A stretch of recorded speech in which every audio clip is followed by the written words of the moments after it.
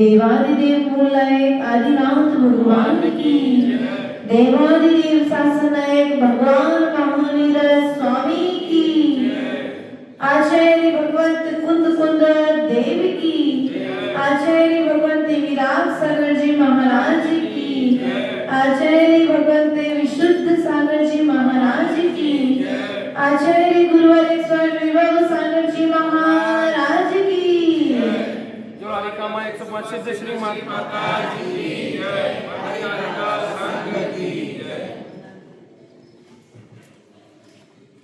प्रिय बंधुओं, हमने इन 12 भावनाओं को निरंतर विगत दिनों से श्रवण करने का प्रयास और पुरुषार्थ कर रहे हैं, और हमारा पुरुषार्थ एक ही दिशा में है। हमारा अभ्यास एक ही उद्देश्य को लिए हुए है कि मुझे जहां निशाना लगाना है, निशाना वहीं लगेगा। मेरा निशाना जो बार बार प्रयास करने पर भी चूक रहा है, अब की बार इन 12 भावनाओं को बहाते हुए मेरा निशाना चूकना नहीं चाहिए। अर्थात मुझे इस बार स्वयं के कर्मों पर निशाना लगाना है। जो अनादिकालीन अशुभ कर्म है, जो अनादिकालीन अशुभ विचार है, जो अनादिकालीन अशुभ परिणाम है, उन सबको मुझे इस बार बाहर गिराना है। क्योंकि यदि बुराइयों को इकट्ठा करते चले जाओगे तो बुराइयां इकट्ठी होती जाएंगी। घर में एक जाला लगे तुरंत हटा दो तो ठीक है। यदि एक जाला लगा और भाई एक जाला यदि तुमने नहीं हटाया तो उस जाले के आश्रित कितने जाले लग जाते हैं? बहुत सारे जाले हो जाते हैं। थोड़ा सा कचरा घर में इकट्ठा हुआ कि उस कचरे को तत्काल हटा दो, वरना कितना सारा कचरा इकट्ठा हो जाता है। होता कि नहीं होता? इसलिए प्रिय बंधुओं, जो कसायों का कचरा और जो पापों के जाले हमारे भीतर में लगे हुए हैं, मात्र मेरा उद्देश्य एक ही है, इस मनुष्य पर्याय में आकर के मैंने घर तो अनादिकाल से साफ किया है, अब मुझे निज घर की सफाई करनी है। और निज घर की सफाई के लिए मुझे प्रतिक्रमण, आलोचना और मां जनवाणी के आश्रय की जरूरत है। मुझे कोई झाड़ू पोछा की जरूरत, मुझे जिनवाणी की जरूरत है। आज तक मैंने बुराई तो की लेकिन निज की नहीं की। क्या? बुराई तो की लेकिन निज की नहीं की। आलोचना तो की लेकिन निज की नहीं की। निंदा तो की लेकिन निज की। अब मुझे इस भाव में, इस पर्याय में मुझे निज की निंदा करना है, निज की आलोचना करना है और निज की बुराई करना है, तब कहीं जाकर के हम कर्मों से छूट पाएंगे। क्योंकि ये पर्याय मुझे कर्मों से छूटने के लिए मिली है, कर्मों को बांधने के लिए नहीं मिली है। इसी भावना के साथ में हमने कल यहाँ पर आश्रम भावना का चिंतन यहाँ पर देखा था और आश्रम भावना के साथ साथ में आज यहाँ पर संबर भावना आकर के हमारे बीच में उपस्थित हुई है। इसी बात को हम पुनः अपने ज्ञान पर्यायों के द्वारा समझने का प्रयास और पुरुषार्थ करेंगे। जो मोरी में डांट लगावे तब जल रुक जाता, क्यों आश्रम मारो के संबर क्यों नहीं मन लाता। पंच महाव्रत समिति गुप्त कर वचन काय मन को, 10 20 धर्म परिश्रय 22 12 भावन को। यह सब भाव 57 मिलकर आश्रम को खोते, सुपन दशा से जागो कहाँ पड़े सोते। भाव शुभ रहते शुद्ध भावन संबर भावे, डांट लगत यह नाव पड़े मझधार पार जावे। क्या कहा? जो मूरी में डांट लगावे तब जल, मूरी अर्थात नाव, मूरी अर्थात नाव में छेद हो गया तो ढक्कन लगा दो, डांट अर्थात ढक्कन लगा दो तो क्या होगा? जो जल आ रहा है वो क्या हो जाएगा? रुक जाएगा। और जब पानी नहीं आएगा तो क्या होगा? क्यों आश्रम को रोके संबर, ऐसे ही यदि आश्रम को आते हुए रोकना चाहते हो तो संबर रूपी डांट दरवाजा बंद कर दो, लोग अंदर आएंगे क्योंकि अब जगह ही नहीं बची है, तो दरवाजा बंद कर दो। उसी प्रकार से आश्रम को यदि रोकना चाहते हो तो संबर रूपी डांट लगाओ। क्यों नहीं मन लाता? तुम क्या करो? मन में ये बात क्यों नहीं लाते हो बार बार कि यदि तुम्हें आश्रम करना है, आश्रम को रोकना है तो पहले संबर करना पड़ेगा। अब यहाँ पर आश्रम को रोकने वाले 5 महाव्रत, 5 समिति और 3 गुप्ति, कितने हो गए? 13। 10 धर्म, 23, 22 परिश्रय, कितने हो गए? 45 और 12 भावना 57, 12 प्रकार की भावनाएं। तो इस प्रकार से 57, यह सब भाव 57 मिलकर कौन से भाव? बोलो तो 5 महाव्रत कौन कौन से?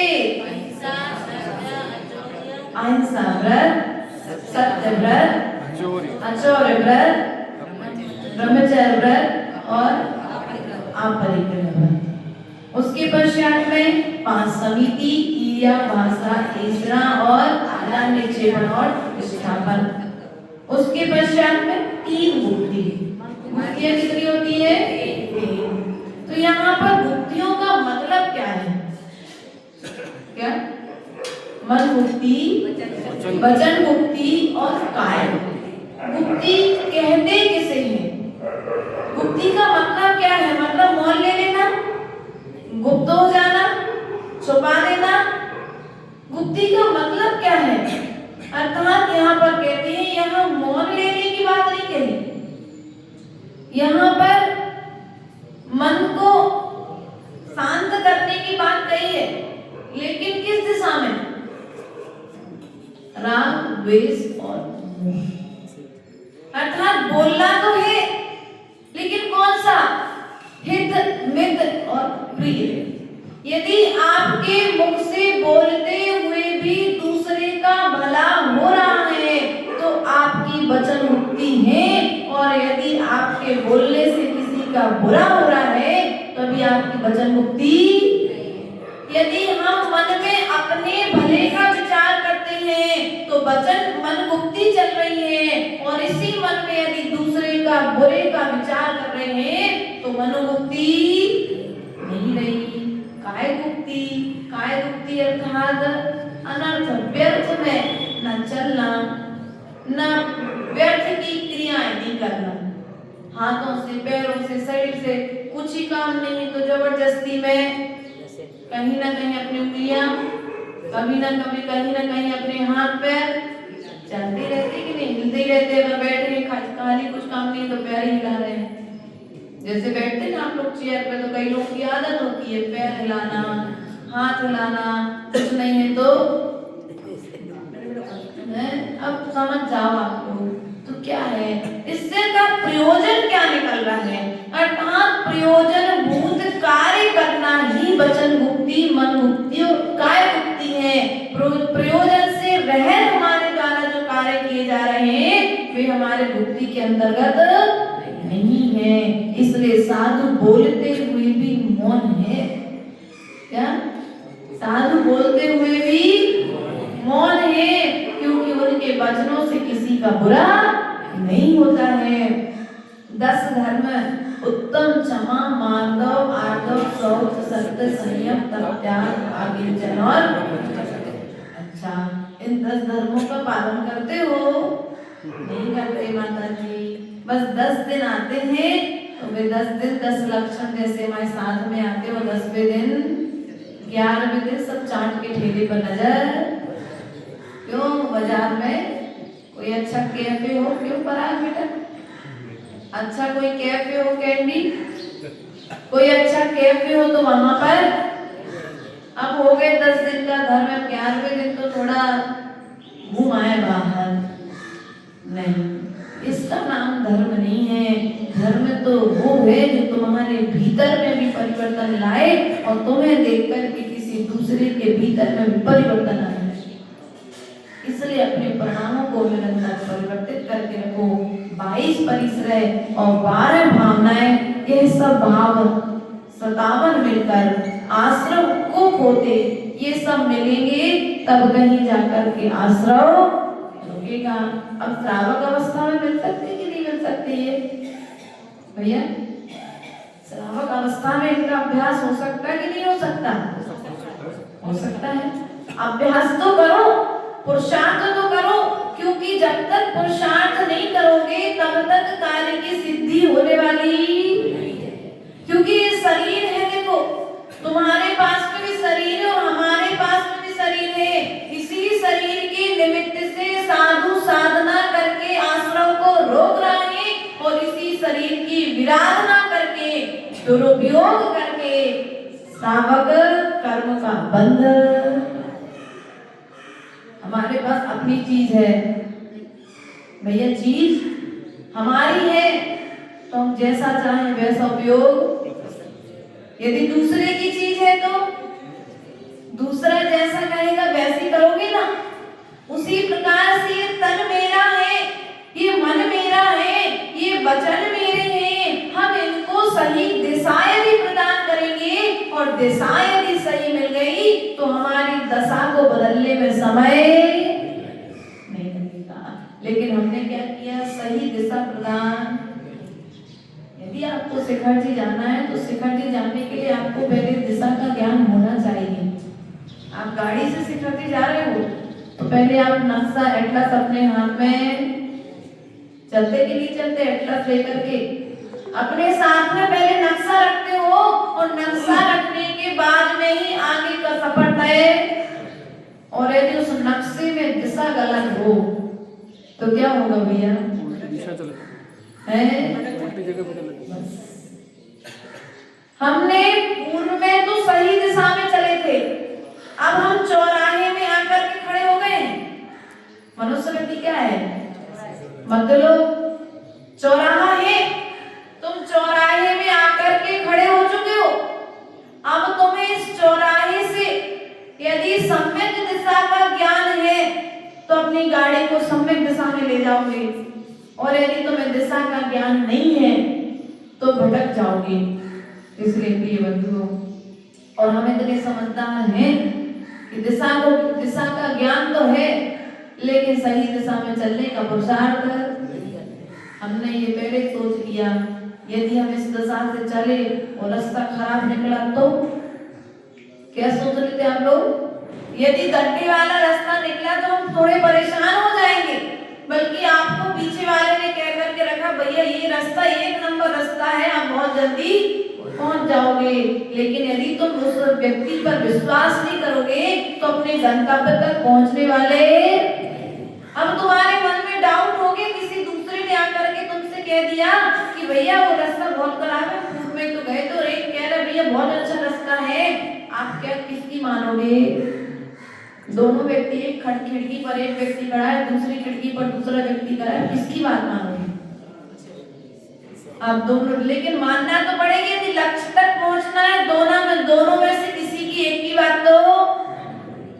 और यदि जो कह रहा है रास्ता बुरा है तो आप रास्ता बदलोगे, और रास्ता बदलोगे तो भटक जाओगे।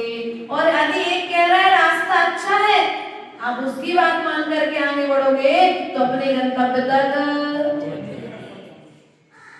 और सामने वाला कहते भैया बीच बीच में थोड़ा सा खराब है और बाकी रोड अच्छा है, थोड़ा बहुत खराब पड़ता है, लेकिन फिर भी आप थोड़ा सा 1 घंटे लेट पहुंचेंगे, लेकिन अपने लक्ष्य तक।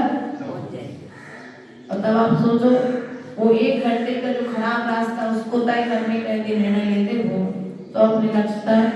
और आपको भैया मैं तो फ्रेश रास्ते पे जाना है, भले थोड़ा सा हमें जल्दी पहुंचना है, खराब रास्ते पे हमारे चलने की क्षमता। उसी प्रकार से हमारी स्थिति है, हम चौराहे पर पहुंच करके अपनी मंजिल का रास्ता तय करते हैं। उसी प्रकार से मनुष्य गति रूपी चौराहे में आने के पश्चात अब हमें कौन सी गति में जाना है ये हमें स्वयं ही तय करना पड़ेगा। रास्ते पूरे हमारे लिए खुले हैं। स्वर्ग जाओ, विद्यालय की तैयारी कर लो, स्वर्ग की तैयारी कर लो, नरक की तैयारी कर लो, त्रिंच गति की तैयारी। चौराहे पर आकर के खड़े हो। अब तुम चाहो तो आश्रम को रोक भी सकते हो और चाहो तो आश्रम को बढ़ा भी सकते हो। हमारी स्थिति किस तरह से, हम अपने इस तन का उपयोग किस तरीके से कर रहे हैं? हम इसे विषय भोगों में लगा करके बर्बाद कर रहे हैं, किसका सदुपयोग कर रहे हैं? क्योंकि हमारे तीर्थंकरों ने देखो इस तन से मोक्ष की तैयारी की और हम इस तन से संसार की तैयारी कर रहे हैं। क्योंकि मैं पहला नहीं हूं जिसने घर छोड़ा है, मुझसे पहले भी वैरागी, यति, मुनिराज, तीर्थंकर, चक्रवर्ती आदि ग्रह त्याग करके इस तन का सदुपयोग करके आश्रम को रोक करके संपद की यात्रा उन्होंने तय की है कि नहीं की है? और हमें भी करनी नहीं करनी है तो कब करेंगे? हमारा सम्मान हमारा है, हम लेकिन ऐसे दूसरे में लगा करके बैठे क्या? हमने ये शरीर हमारा है, लेकिन इस शरीर का उपयोग मैं बहुत कम कर पा रहा हूँ, अपने मन का उपयोग मैं अपने लिए बहुत कम कर पा रहा हूँ, मैं अपने विचारों का उपयोग अपने विषय में कम कर रहा हूँ, अपनी गाड़ी का प्रयोग अपने लिए कम कर रहा हूँ, लेकिन हमारा प्रयोग दूसरे के लिए। बोलो, प्रदूषण बाहर में फैलता है तो घर के दरवाजे बंद कर लेते हो, सैनिटाइज कर लिया था घर, बाहर में कोरोना का कीड़ा प्रदूषण फैल गया था। वो बाहर का प्रदूषण तो सब शरीर को इफेक्ट कर रहा था, लेकिन जो भीतर में कसायों का प्रदूषण फैला है उसे कैसे साफ करोगे? उसमें कौन सा सैनिटाइजर डालोगे? उसे कैसे अलग करोगे भैया? एक बार विचार तो करो, भीतर का सैनिटाइजर कैसे करना है? तो आचार्य भगवान यहाँ पर कह रहे हैं कि आश्रव तो हो रहा है, निश्चित ही हो रहा है, शुभ रूप में भी हो रहा है और अशुभ रूप में हो रहा है, क्योंकि आश्रव एक भी मिनट को रुकने वाला, एक भी सेकंड को रुकने वाला नहीं है। सोओगे तब भी आश्रय होगा, जागोगे तब भी आश्रय होगा, खाओगे तो भी आश्रय होगा, नहाओगे तो भी आश्रय होगा, प्रवचन सुनोगे तो भी आश्रय होगा, प्रवचन नहीं सुनोगे तो भी आश्रय होगा ही होगा। आश्रय रुकने वाला। अब बस जिस स्थान पर जिस प्रकार के तुम परिणाम कर रहे हो उस प्रकार का आश्रय चल रहा है।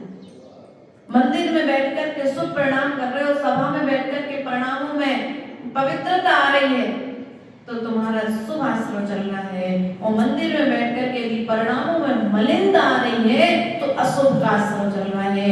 एक भाई दुकान पर बैठा है, दुकान पर बैठकर के विचार कर रहा है, काश से मुझे आज दुकान ना खोलनी पड़ती, पहले प्रवचन सुन लेता फिर दुकान खोलता तो ज्यादा अच्छा होता।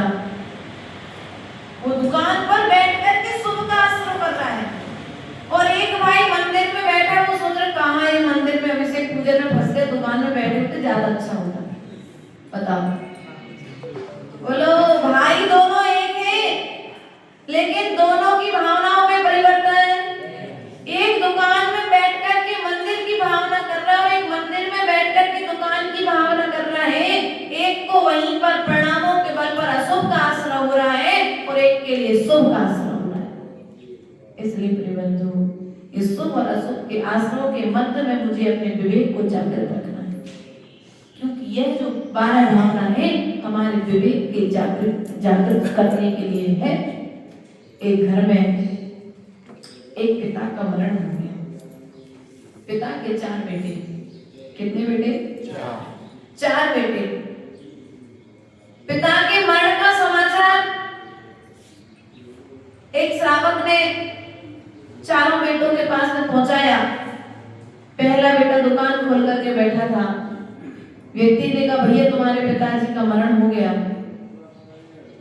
उसने सुन लिया, उसने कुछ नहीं कहा, अपनी दुकान समेट रहा था, करता रहा कार्य। दूसरे बेटे से कहा, बेटा तुम्हारे पिताजी का मरण हो गया है। उसने भी उस बात को सुन लिया, और सुनने के पश्चात में उस बेटे ने भी कुछ प्रतिक्रिया तीसरे बेटे से कहा कि तुम्हारे पिताजी का मरण हो गया है। और चौथे बेटे को जब सुनने में मिला समाचार कि तुम्हारे पिताजी का मरण हो गया है, तो चौथा बेटा ये बात सुनकर के ही बेहोश हो गया। दूसरे बेटे ने, पहले बेटे ने सोचा कि देखो जब पिताजी का मरण हो ही गया है, अब जीवित तो होने वाले हैं नहीं है पिताजी, कम से कम एक दुकान पूरी बंद करके फिर मैं घर जाऊंगा, रोने धोने से कुछ फायदा। अब बताओ, यदि सुनता कि पिताजी का मरण हो गया और रोने चिल्लाने चीखने लग जाता, दुकान खुली छोड़ कर के आता तो क्या होता? बोलो, चोरी हो जाती। उसने अपने विवेक को, दुख का समाचार तो मिला, लेकिन दुख के समाचार को धैर्य पूर्वक सुनकर के अपना विवेक लगाया, सुकर्म का बंध, अर्थात दुकान में नुकसान। उसने दुकान की शटर बंद करी और पिताजी के घर। दूसरे बेटे को समाचार मिला कि पिताजी का मरण हो गया। उसने सोचा देखो पिताजी का अच्छा व्यवहार रहा है सब परिवार में, रिश्तेदारों में, समाज में, तो मरण हो गया तो रोने गाने से कोई फायदा नहीं है। उसने जितने रिश्तेदार थे, समाज के वरिष्ठ लोग थे, सबको फोन लगाना चालू कर दिया कि भैया पिताजी का मरण हो गया है। अब तीसरे बेटे को जैसे समाचार मिला कि पिताजी का मरण हो गया, सुबह पूर्व में घर की सारी व्यवस्थाएं देखता था, संभालता, तो उसे आइडिया था कौन सा सामान कहाँ मिलेगा। सो उसने पिताजी के दाह संस्कार की सामग्री इकट्ठा करना प्रारंभ कर दिया। और चौथे बेटे को ज्ञान नहीं था, सो मोह के उदय में विवेक नहीं था, क्योंकि उसने आज तक अपने पिता को ही अपना पालनहारा मान करके रखा था। मेरा जो कुछ भी अच्छा हो रहा है सब मेरे पिता की बदौलत है। उस मोह की दशा थी। सो जैसे ही पिता के मरण का समाचार सुना तो तत्काल बेहोश। बताओ तीनों भाइयों में से किसको ज्यादा दुख हुआ? बाकी को दुख नहीं हुआ क्या? बोलो। बाकी बच्चों को दुख नहीं था क्या? दुख तो चारों बेटों को पिता के मरण का था, लेकिन तीन भाइयों ने अपना विवेक नहीं खोया। सो उस समय अशुभ का आश्रय विवेक पूर्वक कार्य किया।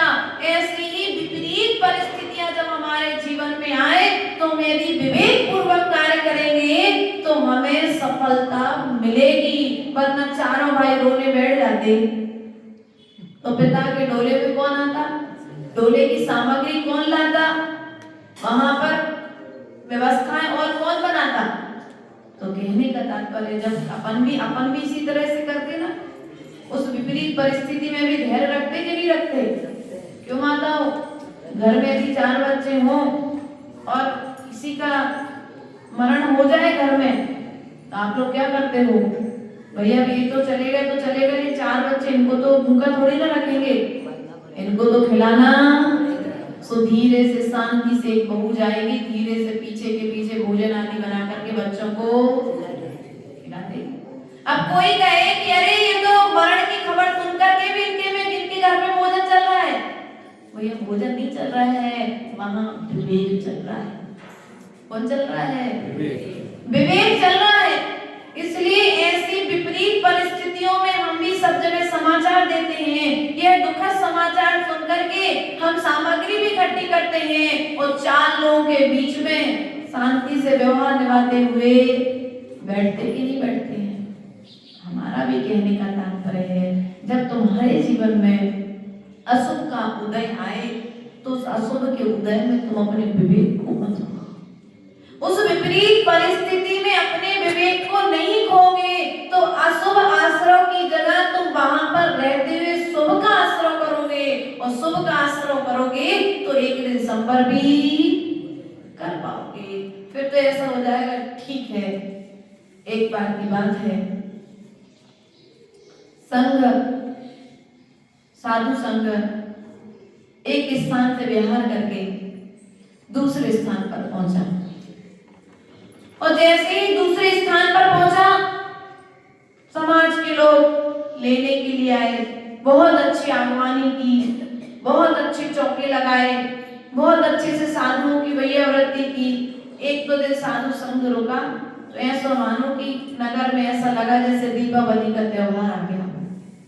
लोगों की भागम भाग देख करके, अर्थात उनका समर्पण देख करके गांव में ऐसा माहौल हो गया जैसे वास्तविकता में नगरी अयोध्या नगरी बन गई हो। बहुत खुशी हुई समाज के श्रावकों को देख करके नजारा। बहुत अच्छी आगवानी हुई, बहुत अच्छे चौके लगाए, वैयावृत्ति की, स्वाध्याय का लाभ लिया। उसके पश्चात 2 दिन पश्चात साधु का विहार उस नगर से वही साधु है एक नगर में पहुंचा तो दीप जलाए गए, ढोल बजाए गए, नाना तरह से जिस तरह से साधु का सम्मान हो सकता था उस तरह की विधि बनाई गई।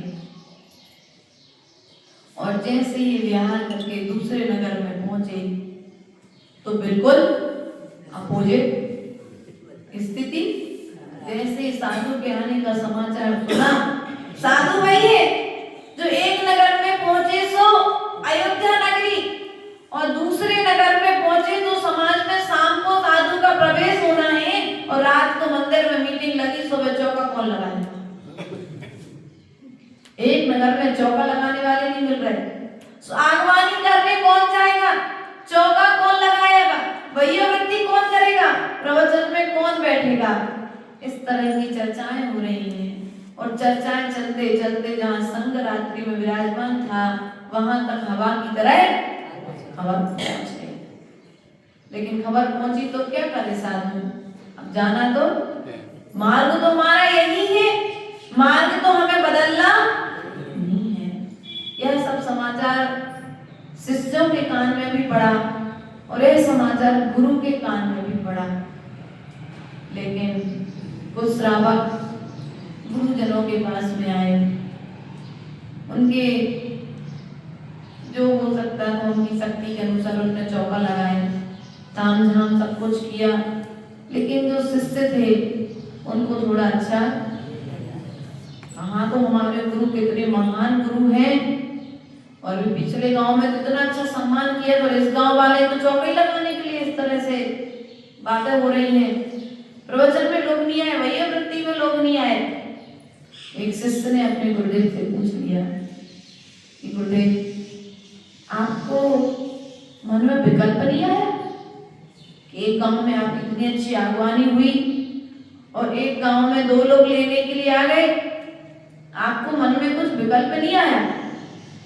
तब गुरुदेव ने कहा इसी का नाम तो साधना है। क्या? इसी का नाम तो साधना है। लोग लेने आए या ना आए, लेकिन मुझे तो जाना है, मुझे तो सुमार्ग से निकलना है। कोई मिठाई की ताल मेल करे तो भी खुश और कोई गालियों की गोलियां चलाए तो भी खुश है। इसी का नाम तो साधु है। इसलिए बोले मुझे इनका कोई फर्क नहीं पड़ा। इसलिए बंधुओं, अशुभ के बीच में रहते हुए शुभ का आश्रय, क्या? अशुभ के बीच में रहते हुए शुभ का आश्रय किस प्रकार से करना है हमें सीखना पड़ेगा। एक चित्रकार ने बहुत सुंदर सा चित्र बनाया और चित्र बनाकर उस चित्र की नीलामी की गई। क्या नाम बताया तो भैया?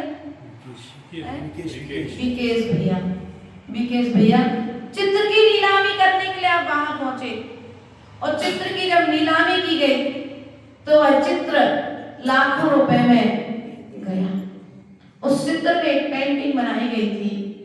एक माँ फटे पुराने वस्त्र पहने हुए अपने आंचल में एक छोटे से बालक को लेकर के दुग्ध पान करा रही और उस जिस जगह पर उस चित्र की नीलामी हो रही थी उस जगह पर उस देश के विदेश के बड़े बड़े रईस लोग वहां पर पधारे हुए थे। तो चित्र की नीलामी लाखों में हुई और उस स्थान के बाहर में गरीब लोगों की कतार लगी थी कि अमीर लोग बाहर निकलेंगे तो हमें कुछ ध्यान रखना। उस चित्र की नीलामी की गई और बाहर निकलते ही जिसने चित्र बनाया था और जिसने चित्र खरीदा था दोनों वही दृश्य बाहर देख रहे हैं।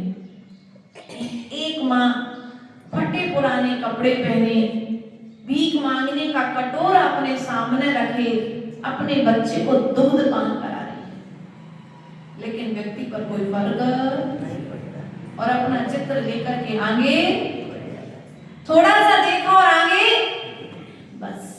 हमारी स्थिति भी कुछ इस तरह की है। भीतर में चेतना बिलख रही है, चेतना रो रही है, लेकिन हम पर उस बिलखती हुई साक्षात दृश्य देखते हुए हम पर उसका कोई फर्क नहीं पड़ा और चित्र को हम लाखों में खरीद करके उस पुतगल के टुकड़े को तो लेकर के आ गए, इन परिणामों को तो हमने इधर उधर किया। लेकिन यदि विरक्ति हुई चेतना को यदि वास्तविकता में देख लेते तो चित्र खरीदने की जरूरत नहीं पड़ती। जितनी वह माँ वहां पर बैठी थी आप उसके योग्य साधन देकर के आगे लाखों का चित्र खरीद लिया, लेकिन तुम्हारे पैसे से किसी का जीवन बन जाए ऐसी विरक्ति हुई चेतना की तरफ एक बार दृष्टिपात करो।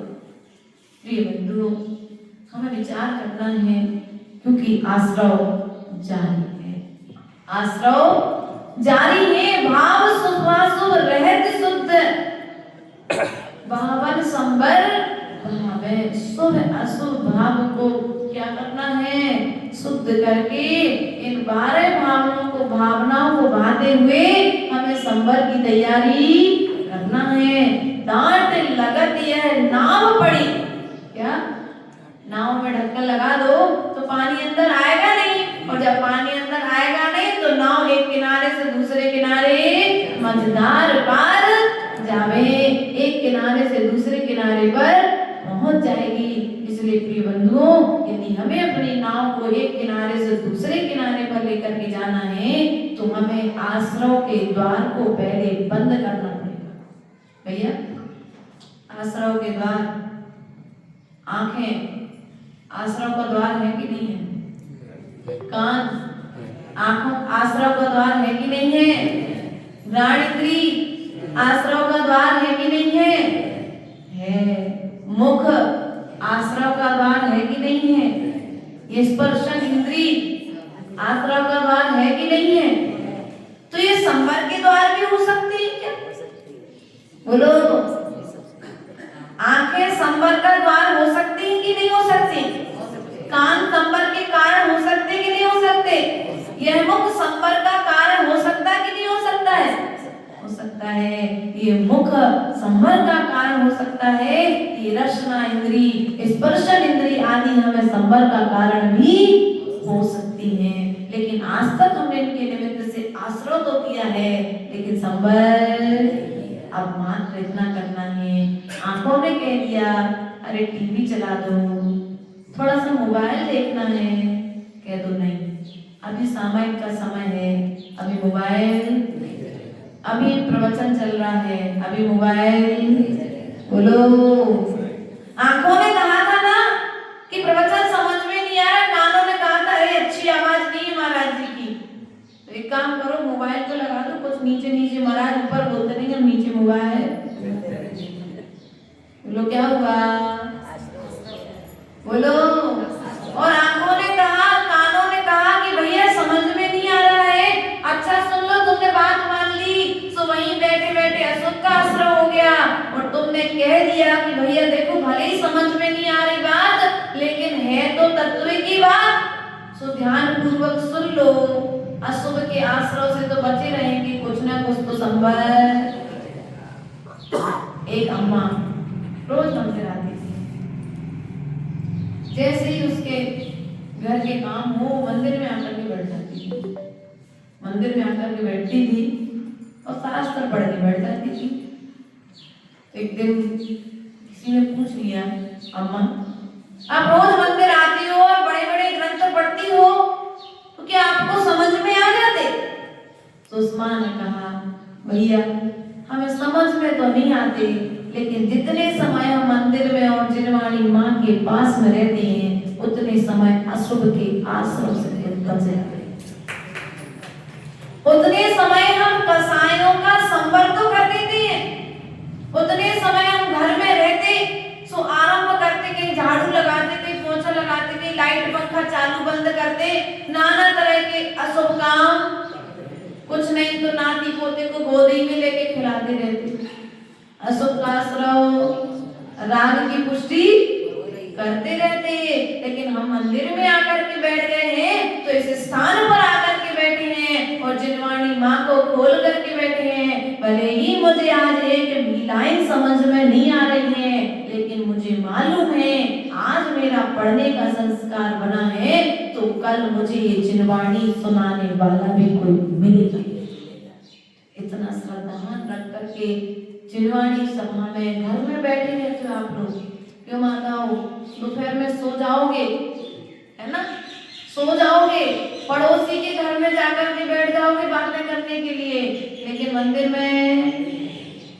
में क्यों? कितने लोग जाते भैया स्वाध्याय में? 2-4 लोग हर जगह। दोपहर के स्वाध्याय के लिए बहुत कम लोग इंटरेस्टेड होते हैं, और यदि हमें इंटरेस्ट कब आएगा? जब हमें आश्रम से डर लगेगा, जब हमें बंध से डर लगेगा, तब जाकर के हम संवर कर पाएंगे। और जब तक इससे आश्रम और बंध से डर नहीं लगेगा, तब तक हम संवर की यात्रा प्रारंभ नहीं कर सकते हैं। इसलिए प्रिय बंधुओं, यहाँ पर कहा है डांट लगत है, यह नाव बड़ी मझधार पार जावे। यदि हमें अपनी नाव को इस पार से उस पार लेकर के जाना है तो प्रयास करो कि पहले नंबर आश्रम को रोकने का प्रयास करो, अशुभ से शुभ की ओर ले जाने का प्रयास करो। गाड़ी को सही दिशा मिलती है तो मंजिल तक पहुंचती है, और हमारे विचारों को यदि सही दिशा मिलेगी तो निश्चित ही विचार हमें सही दिशा और सही गति की ओर लेकर के जाएंगी। इन भावनाओं के साथ बोले भगवान महावीर स्वामी की